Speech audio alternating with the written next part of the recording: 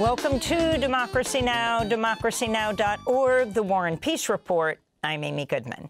Speaking at the opening of the UN General Assembly, President Trump blasted the United Nations and questioned its purpose. He also called climate change a con job and warned European nations of the, quote, double-tailed monster of migration and green energy.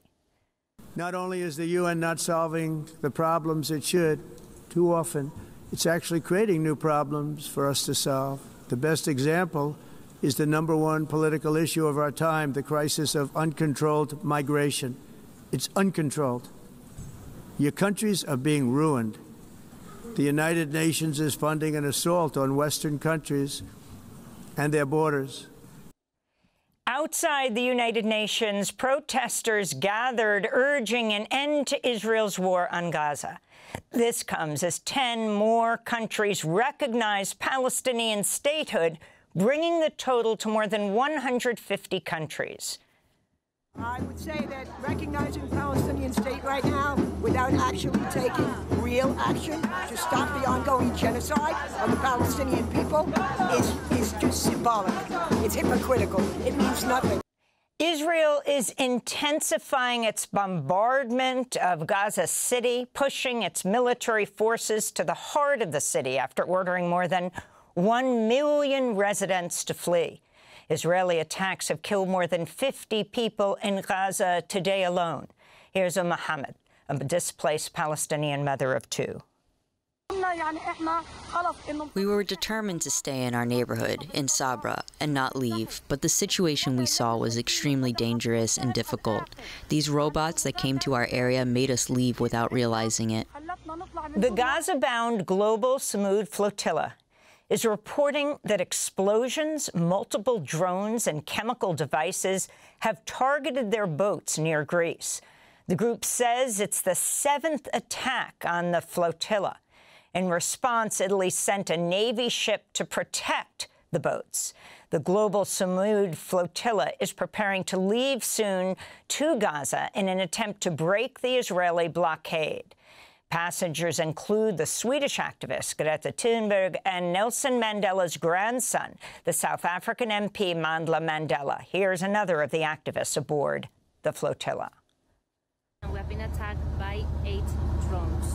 8 attacks so far. 7 of them has hit the boat. One of them, it was like a chemical substance. The other 6 were explosions above the boat. Some of them created structural damage on the boats. No one has been hurt so far.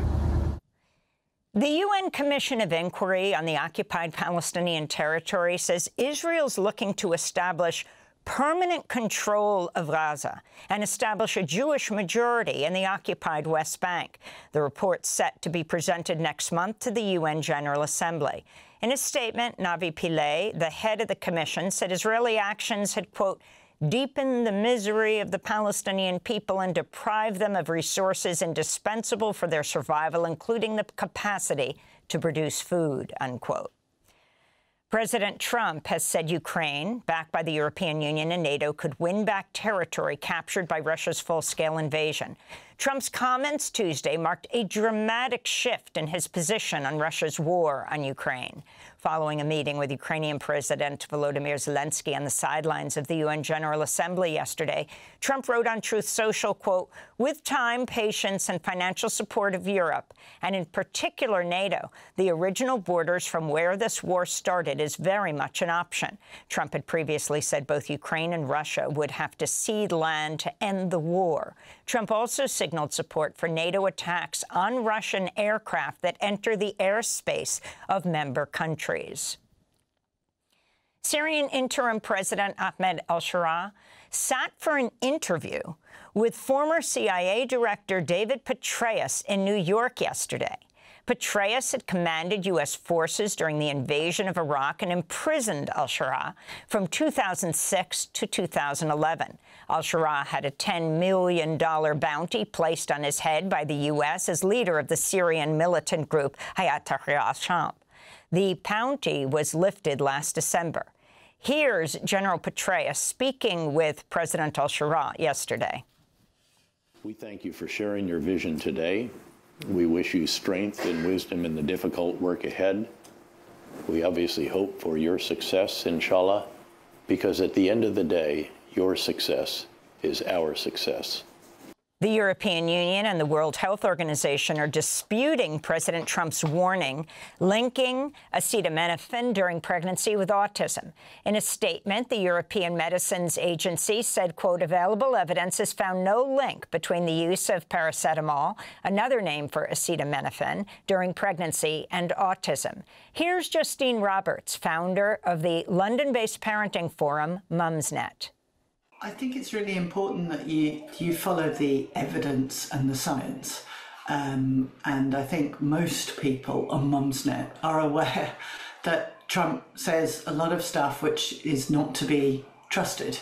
So I think it's very important that the government comes out now. An emotional Jimmy Kimmel returned to the airwaves last night after ABC indefinitely suspended his show last week following Federal Communications Commission Chair Brendan Carr's threats to revoke the broadcast licenses of affiliates over comments Kimmel made about Charlie Kirk's assassin. In his monologue, Jimmy Kimmel spoke about how foreign comedians look to the United States. They know how lucky we are here. Our freedom to speak is what they admire most about this country. And that's something I'm embarrassed to say I took for granted until they pulled my friend Stephen off the air and tried to coerce the affiliates who run our show in the cities that you live in to take my show off the air. That's not legal. That's not American. That is un-American, and it is so dangerous. President Trump suggested he might sue ABC after Kimmel returned to the airwaves, saying, quote, we're going to test ABC out on this, unquote. It comes after ABC settled a civil defamation suit with Trump for $16 million last year. Meanwhile, Senators Elizabeth Warren, Ron Wyden, Ed Markey, and Chris Van Hollen have announced an investigation into Nexstar and Sinclair, major TV station owners that account for roughly 70 ABC affiliates across the U.S., who are refusing to air Jimmy Kimmel Live. In a letter addressed to the leadership of Nexstar and Sinclair, the senators write, quote, if you suspended a late-night comedian show in part to seek regulatory favors from the administration, you've not only assisted the administration eroding First Amendment freedoms, but also create the appearance of a possible quid pro quo arrangement that could implicate federal anti-corruption laws, unquote.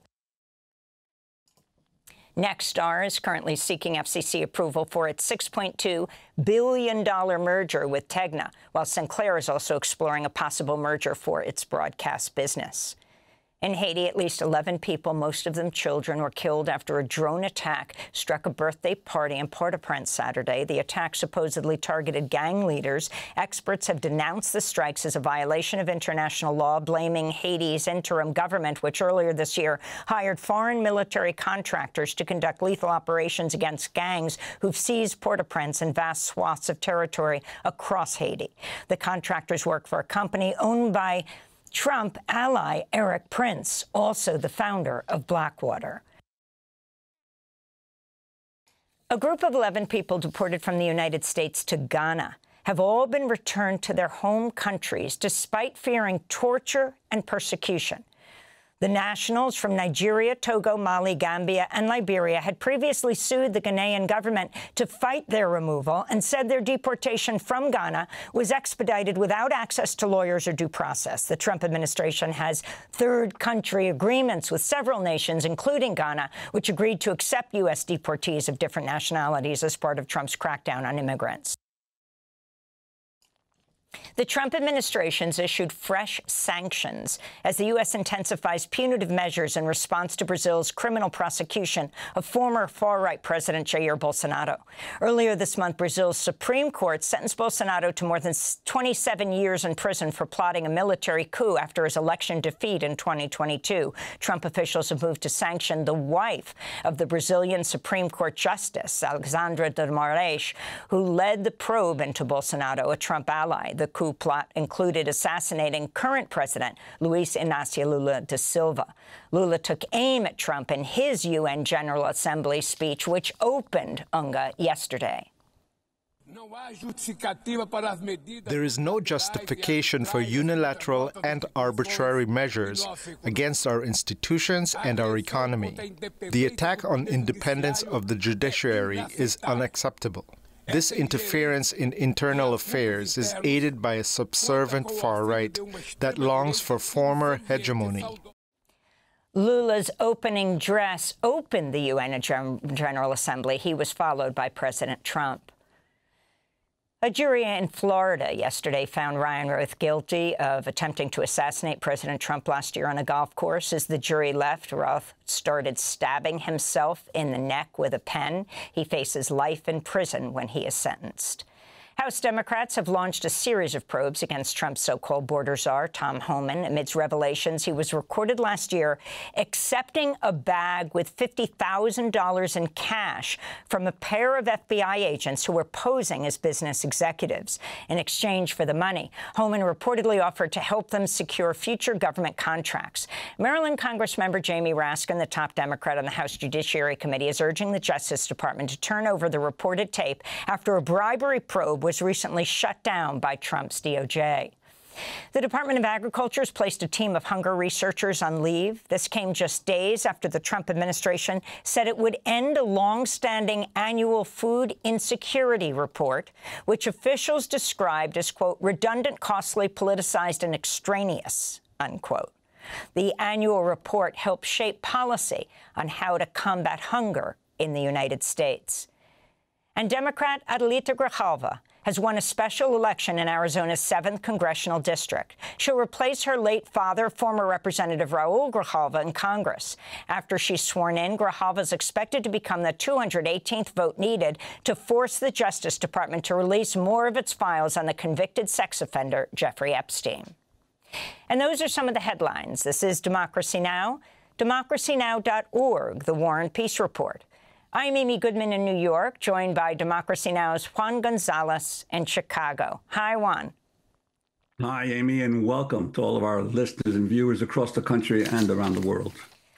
Thanks for watching Democracy Now! On YouTube. Subscribe to the channel and turn on notifications to make sure you never miss a video.